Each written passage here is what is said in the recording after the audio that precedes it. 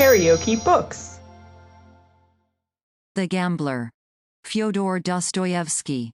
Translated by Charles James Hogarth. Chapter 4. Today has been a day of folly, stupidity, and ineptness. The time is now 11 o'clock in the evening, and I am sitting in my room and thinking. It all began, this morning, with my being forced to go and play roulette for Polina Alexandrovna. When she handed me over her store of 600 gulden, I exacted two conditions, namely, that I should not go halves with her in her winnings, if any, that is to say, I should not take anything for myself, and that she should explain to me, that same evening, why it was so necessary for her to win, and how much was the sum which she needed. For, I could not suppose that she was doing all this merely for the sake of money. Yet clearly she did need some money, and that as soon as possible, and for a special purpose. Well, she promised to explain matters, and I departed. There was a tremendous crowd in the gaming rooms. What an arrogant, greedy crowd it was. I pressed forward towards the middle of the room until I had secured a seat at a croupier's elbow. Then I began to play in timid fashion, venturing only 20 or 30 gulden at a time. Meanwhile, I observed and took notes. It seemed to me that calculation was superfluous, and by no means possessed of the importance which certain other players attached to it, even though they sat with ruled papers in their hands, whereon they set down the coups, calculated the chances, reckoned, staked, and lost exactly as we more simple mortals did who played without any reckoning at all. However, I deduced from the scene one conclusion which seemed to me reliable, namely, that in the flow of fortuitous chances there is, if not a system, at all events a sort of order. This, of course, is a very strange thing. For instance, after a dozen middle figures there would always occur a dozen or so outer ones. Suppose the ball stopped twice at a dozen outer figures, it would then pass to a dozen of the first ones, and then, again, to a dozen of the middle ciphers, and fall upon them 3 or 4 times, and then revert to a dozen outers. Whence, after another couple of rounds, the ball would again pass to the first figures, strike upon them once, and then return thrice to the middle series, continuing thus for an hour and a half, or 2 hours. 1, 3, 2, 1, 3, 2. It was all very curious.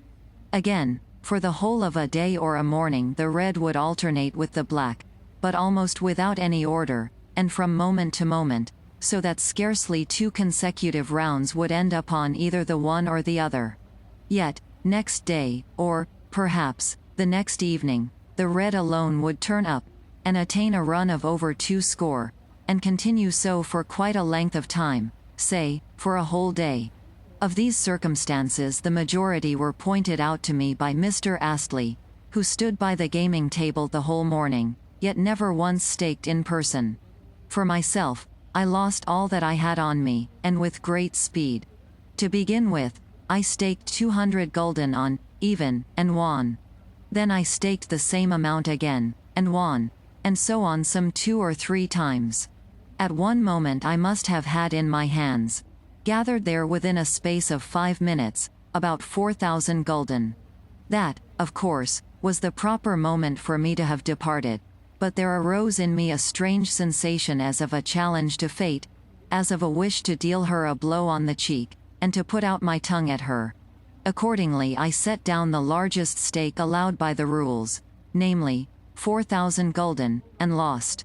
Fired by this mishap, I pulled out all the money left to me, staked it all on the same venture, and, again lost. Then I rose from the table, feeling as though I were stupefied.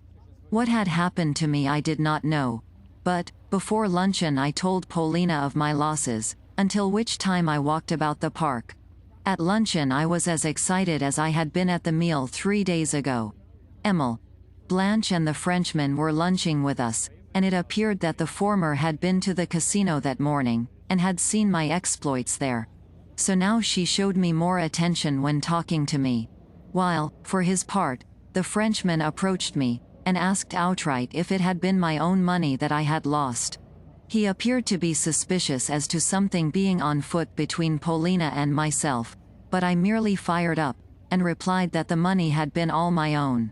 At this the general seemed extremely surprised, and asked me whence I had procured it, whereupon I replied that, though I had begun only with 100 gulden, 6 or 7 rounds had increased my capital to 5,000 or 6,000 gulden, and that subsequently I had lost the whole in 2 rounds.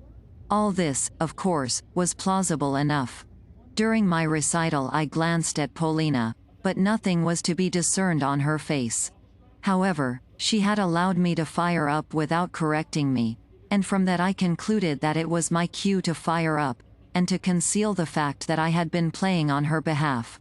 At all events, I thought to myself, she, in her turn, has promised to give me an explanation tonight, and to reveal to me something or another. Although the general appeared to be taking stock of me, he said nothing. Yet I could see uneasiness and annoyance in his face. Perhaps his straitened circumstances made it hard for him to have to hear of piles of gold passing through the hands of an irresponsible fool like myself within the space of a quarter of an hour.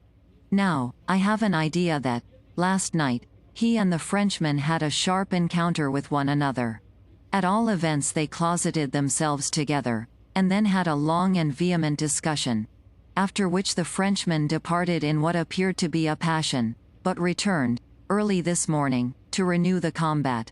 On hearing of my losses, however, he only remarked with a sharp, and even a malicious, air that a man ought to go more carefully.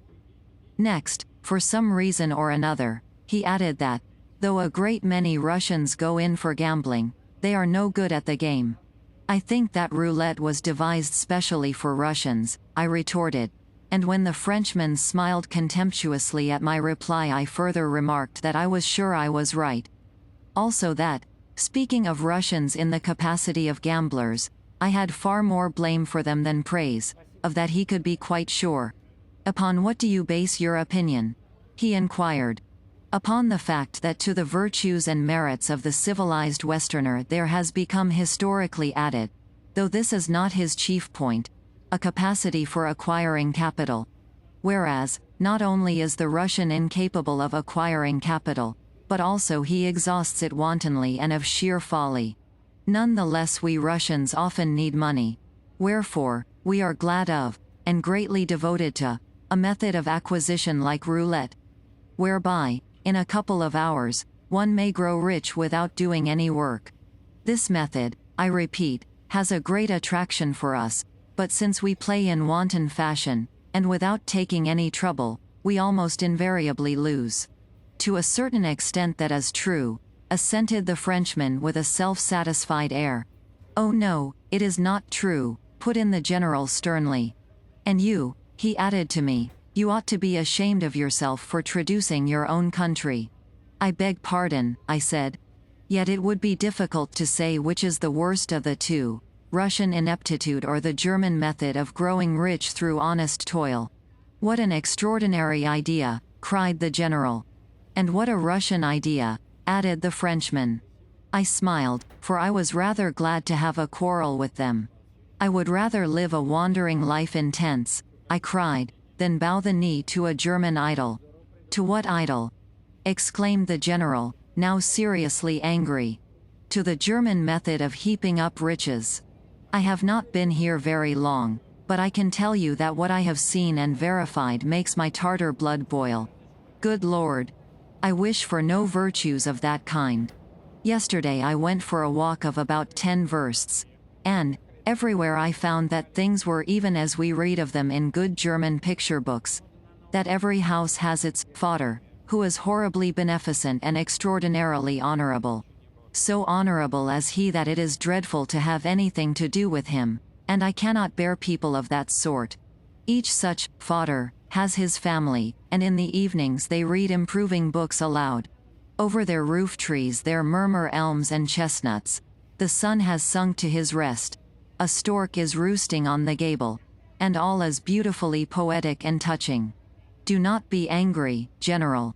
Let me tell you something that is even more touching than that.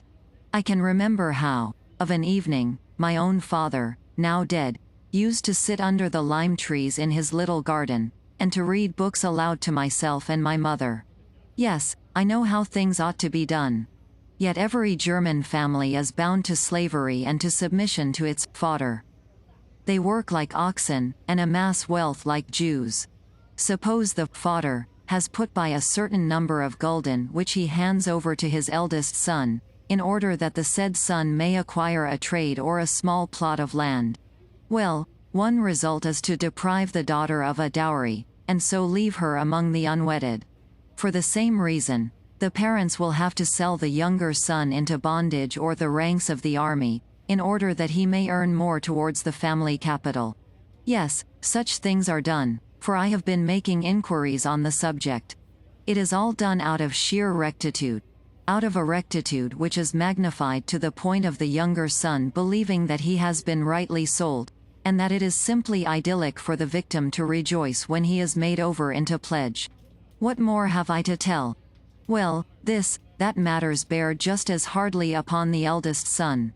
Perhaps he has his Gretchen to whom his heart is bound, but he cannot marry her, for the reason that he has not yet amassed sufficient gulden. So, the pair wait on in a mood of sincere and virtuous expectation, and smilingly deposit themselves in pawn the while. Gretchen's cheeks grow sunken, and she begins to wither, until at last, after some 20 years, their substance has multiplied, and sufficient gulden have been honorably and virtuously accumulated. Then the fodder blesses his 40-year-old heir and the 35-year-old Gretchen with the sunken bosom and the scarlet nose. After which he bursts into tears, reads the pair a lesson on morality, and dies. In turn the eldest son becomes a virtuous fodder, and the old story begins again.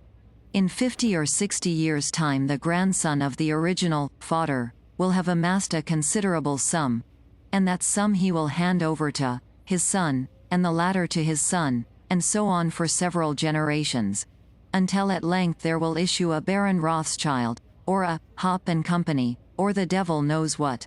Is it not a beautiful spectacle? The spectacle of a century or two of inherited labor, patience, intellect, rectitude, character, perseverance, and calculation, with a stork sitting on the roof above it all? What is more, they think there can never be anything better than this. Wherefore, from their point of view they begin to judge the rest of the world, and to censure all who are at fault, that is to say, who are not exactly like themselves. Yes, there you have it in a nutshell. For my own part, I would rather grow fat after the Russian manner, or squander my whole substance at roulette. I have no wish to be Hop and Company at the end of 5 generations. I want the money for myself, for in no way do I look upon my personality as necessary to, or meet to be given over to, capital. I may be wrong, but there you have it. Those are my views. How far you may be right in what you have said I do not know, remarked the general moodily. But I do know that you are becoming an insufferable farceur whenever you are given the least chance. As usual, he left his sentence unfinished. Indeed, whenever he embarked upon anything that in the least exceeded the limits of daily small talk, he left unfinished what he was saying. The Frenchman had listened to me contemptuously, with a slight protruding of his eyes, but he could not have understood very much of my harangue. As for Paulina, she had looked on with serene indifference. She seemed to have heard neither my voice nor any other during the progress of the meal. KaraokeBooks.